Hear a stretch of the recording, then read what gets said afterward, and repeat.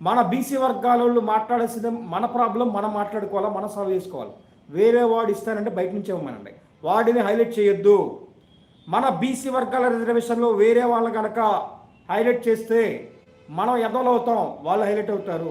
రేపొద్దున ఏ సందర్భం వచ్చినా వాళ్ళు వాళ్ళతో కనెక్ట్ అవుతారు, మనల్ని వదిలేస్తారు. మన బీసీ వర్గాల ద్రోహం మనం చేయొద్దు.